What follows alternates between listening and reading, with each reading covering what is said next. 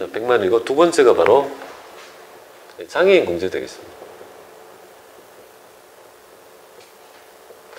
이 부양가족 중에서 장애인이 있다라면 상당히 돈이 많이 듭니다. 그래서 이 장애인이 있다라면 이 장애인 공제를 해주는데요. 이 장애인은 1인당 200만 원 해주는데 일단은 여기서 좀 알아야 될 점은 뭐냐면 장애인의 정의가 뭐냐 이거잖아요. 장애인의 정의는 법률적으로 장애로 판정된 자를 장애인이라 합니다. 그럼 장애인 판정을 받으면 여러분들 뭐 이렇게 주차할 때 보면 휠체어 있잖아요. 노란 거. 그게 붙이고 다니는 차량이 장애인 차량이잖아요. 그 전부 다 장애인이 모는 차량이다 이 말이잖아요. 근데 우리 세법은 이거를 좀 광의로 해석합니다. 넓게 해석합니다. 광의로 해석해서 중증 환자 있죠.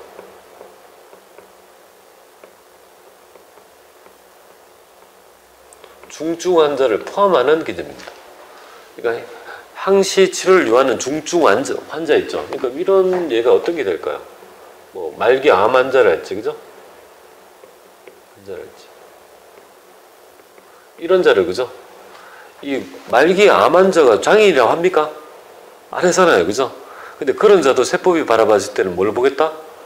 장애인을 보겠다 이 말입니다. 그러니까 여러분의 부양가족 중에서 중증 환자란 말이 나오면요, 그거는 장애인이라고 생각해서 나이를 몇 살로 합니까? 만 19세로 생각해서 있죠. 이걸 판단해야 됩니다. 나이 아시겠죠? 그러니까 장애인이라고 명시하면 만 19세. 장애인이 아니고 있죠. 중증 환자라는 말이 있더라도 그 사람은 뭘로 본다? 장애인으로 봐서 판단하라 이 말이에요. 장애인. 넓게 해석한다. 중증 환자를 포함한다는 개념입니다. 그래서 이거 1인당 있죠. 200만 원 공제 중입니다. 그럼 이런 것들은 실무적으로는 병원에 가보면 이 병원에서 있죠. 이 장기 치료를 요한다는 있죠. 확인서를 띄줍니다. 그 확인서를 첨부해서 장애인 공제를 받으시면 될 것 같습니다. 자, 그 다음에 세 번째가 바로 부녀자 공제 되겠습니다. 자, 부녀자 공제. 장애인에서 만 19세를 공제하는 게 나이가 많아요. 그렇습니다. 네. 나이가 많아도 무조건.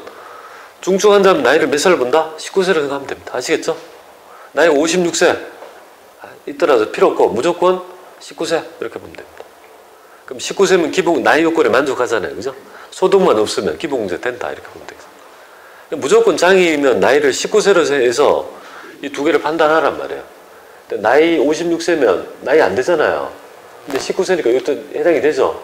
돈만 버는지 안 버는지 그것만 딱 판단해서 안 벌면 100만 원 이하면 기본공제 된다 이렇게 판단하셔야 돼요.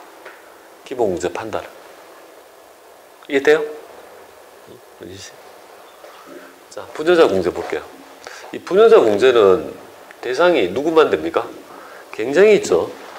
이 조항은 남성 평등에 있죠. 남녀 평등에 있죠. 위배되는 조항이 됩니다. 여성만 가능하다. 그래서 여성만 가능한 제도 되는데 이 제도는 왜 존치됐냐면 옛날 규정입니다. 우리 소수공제자 추가공제에 보면 맞벌이 공제 맞벌이 공제 옛날에 50만 원 규정이 있었거든요. 맞벌이 하면 50만 원 공제 해주는 제도가 있었는데 그때 있죠. 이걸 폐지하려고 하니까 여성단체에서 들고 일어나 가지고 뭐 항의 시위를 해서 있죠. 도저히 막 시끄러워서 도저히 안 되겠다 싶어서 이 세제시에서 존치하는 규정입니다. 그럼 남자들은 기분 나빠야 될 거 아니에요. 여성만 해주고 남자는 안 해주니까. 근데 아무 소리 안 하죠. 왜? 어차피 뭐 자기 와이프가 받아 먹고 내외 살림이니까 그죠? 그렇게 뭐 큰 문제가 되지 않는다. 그래서 여성만 존치된다는 개념인데요. 그럼 여기서 시험의 논점에서는 여자만 되니까 여자만이 받을 수 있는 공제죠. 그러니까 여자를 소득자로 해서 낼 확률이 높은 거죠. 이 부녀자 공제 때문에 여자를 8대2 수준으로 여자 소득자를 더 많이 냅니다.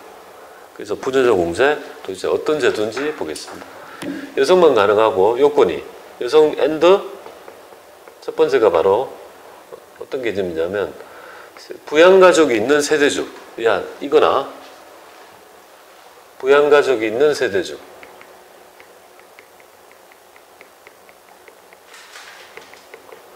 부양가족 있는 세대주이거나 혹은 뭐가 되겠습니까? 예, 배우자가 있다라면요. 배우자가 있기만 하면 됩니다. 뭐 돈을 벌든 안 벌든 상관없으면 배우자만 있으면. 그럼 여성이면서 부양가족 있는 세대주거나 혹은요. 남편이 있는 있죠. 여성 근로자라면 무조건 묻지도 따지도 않고 1인당 50만 원씩 공제해주는 제도가 바로 부녀자 공제가 되겠습니다. 이걸 좀 자연적인 언어로 얘기하면 여성가장이라고 여러분 좀 새겨 주시면 좋겠습니다. 세대주는 아직까지도 한국적 사고에서 남자가 하는 게 일반적이죠. 물론 최근은 뭐 여자가 세대주를 하고 그 여자의 성을 따라도 지금 민법 개정이 됐지 않습니까? 그렇지만 아직까지도 세대주는요. 남자가 하는 게 일반적인 예니까 부양가족이 있다. 이제 세대주다 하면 여자가 가장인 거 아니겠습니까? 그러니까 여성 가장으로 생각하시면 되겠고 여성인데 배우자가 있다라면 요거는요. 맞벌이 부부다. 그죠? 맞벌이 부부다. 이렇게 생각하시면 조금 이 둘 중에 하나만 만족하면 됩니다. 근데 출제는 대부분 이쪽이 더 많이 되죠. 이쪽이 출제가 많이 있어. 여자를 가정하고 딱 있죠. 부양가족에 보면 배우자 홍길동 이렇게 딱 나와요. 그럼 배우자만 있다면 무조건 그 배우자가 돈을 벌든 말든 상관이 없죠. 무조건 50만 원 찍어줘야 된다. 이거. 그러니까 지금 뭐야 지금 주영 씨는 만약에 취업하면 그렇게 되겠네요. 바로 부재자 공제 바로 배우자가 계시잖아요. 그죠? 그러니까 무조건 이건 가능하다 이 말 되신다. 자 그러면 누구 있죠? 예, 부녀자 이게 소득자한테 1인 소득자 50만 원 있죠? 예, 공제해주는 제도가 되겠습니다. 자, 네 번째 마지막 공제 항목 될게요. 한부모 공제라고 있습니다. 한부모.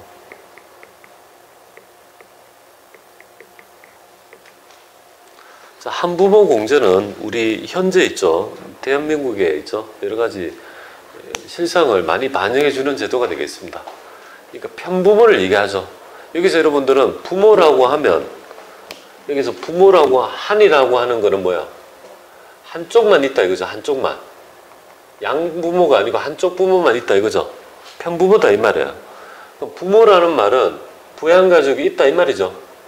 부모가 되려면 내가 자식 부양할 자식이 있다 이 말이잖아요. 부양가족이 있다는 말이죠. 그러니까 부양가족이 있는 한쪽 부모만 있는 거. 그래서 만약에 여성인데 여잔데 혼자 뭐예요? 애를 키우는 거예요. 키우면 부양가족이 있는 이제 부모니까 자녀가 있죠. 그럼 내 남편은 없고 쉽게 말해서 여자 혼자 애를 키우면 그걸 뭐라고 합니까? 싱글맘이라죠. 싱글맘. 또 반대 경우 여자는 없고 남자 혼자 애를 키우는 아빠를 싱글데디라 합니다. 그 인터넷 찾아봐서 제가 아는 용어 싱글맘 알았는데 남자는 뭘까 하니까 싱글데디래요. 인터넷에. 그러면 이거 보면 남자인 경우에 여자 용어가 요는 싱글데디. 싱글데디라 하고요. 싱글데디다 이렇게 하고 싱글맘 이라고 하면 얼마를 공제 주냐면 한부모가 되면 그러니까 이렇게 되면 100만 원씩 공제 줍니다. 이거 100만 남자 같으면 이거 100만 원 공제 줍니다. 이것도 100만 원 공제입니다. 여자든 남자든 한부모는 100만 원 공제 주죠. 우리나라의 그저 이혼율이 높다는 걸 그죠 상징적으로 의미하는 겁니다. 그래서 이제 이런 제도가 자꾸 들어오는데 그런데 여기서 시험에 어렵게 출제되면 여기에서 건드릴 수 있습니다. 굉장히 어렵게 세무 1급 정도는 여기서 건드릴 수 있는데요. 이게 뭐냐면 여기서 단 만약에 있죠. 이런 경우 있죠. 여자하고 여자 싱글맘이라면 부양가족이 있는 여자란 말이잖아요. 그죠? 그쵸? 부양가족이 있는 여자 혼자 키운다면 여자가 세대 줄 확률이 있죠. 그죠? 그럼 요 위에 있는 요거랑 지금 중복이 되잖아요. 부양가족 있는 세대주고 여자면 요거하고 지금 중복이 될 수 있는 거죠. 우리 추가공제에 있죠. 대원칙은 뭐냐면 원칙은 중복공제를 허용하는 게 대원칙입니다. 그러니까 이런 거죠. 내가 아버님이 지금 장애인이면서 경로자라고 하면 나이가 많으시다면 어떻게 됩니까? 예, 장애인도 되고 장애인 공제도 받고 경로자 공제도 받는 거예요. 그러니까 중복해서 다 받을 수 있는 거예요. 그런데 그게 원칙이지만 여기에서 단 중복 공제기 허용이 원칙이지만 여기서 중복 적용을 배제하는 원칙이 나타납니다. 그래서 맥스 규정인데요. 둘 중에 큰 거, 여기에 부녀자하고 여자인 경우에 한부모인 경우에 있죠. 둘 중에 큰 놈을 선택하도록 하니까 결국은 여기서 뭐가 됩니까? 이거 50만 원짜리잖아요. 이건 50만 원짜리고 얘는요 100만 원짜리가 되니까 결국은 부녀자 공제를요 적용을 배제한다는 이쪽 개념이 나타납니다. 그래서 만약에 한부모 공제하고 얘하고 지금 중복 적용이 되면 어떻게 된다는 거예요? 둘 중에 큰 놈을 선택하도록 하니까 두 개 다는 안 해주니까 사람이 당연하게 짱구 한 이상 어떻게 됩니까? 밥원 이상 부녀자 50이고 한부모는 100이니까 이쪽을 선택하겠죠. 결론은 부녀자 공제를 쳐내고 한부모로 가게 된다는 사실이 됩니다. 그래서 여기는 시험 문제의 논점이 될 수 있는 부분은 어떻게 되겠습니까? 만약에 어렵게 낸다면 막 있죠. 이쪽에서 사람들이 부녀자 공제를 찍고 그죠? 한부모도 놓으면요.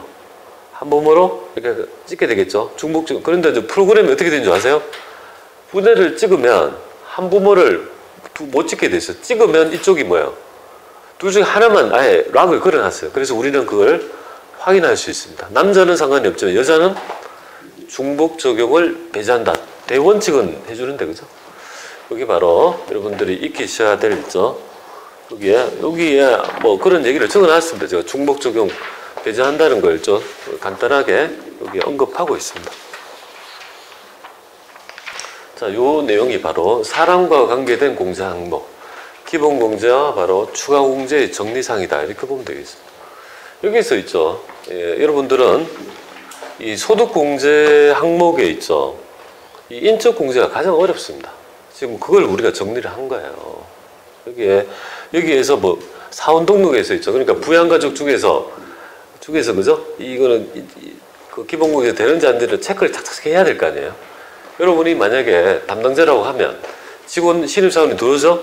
그럼 주민등록번호를 제출하게 할 겁니다. 등본을 왜 제출하게 하겠습니까?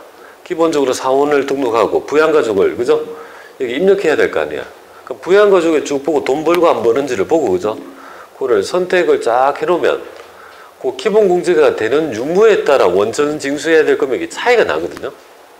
그러니까 같이 총각 한 명이 100만 원 버는 거랑 부양가족 있는 사람이 버는 거랑 원천 징수액이 아예 틀려진다는 겁니다. 틀려지죠? 그러니까 그때 사원 등록할 때 기본공제 유무를 잘 선택해야 되겠죠. 물론 뭐 실무는 그때 꼭 안 했다 하더라도 나중에 정산을 하면 되죠. 연말 정산을 하면 되잖아요. 그러면 원천세를 좀 많이 내겠죠. 그죠? 많이 뗐다가 나중에 많이 돌려받겠죠.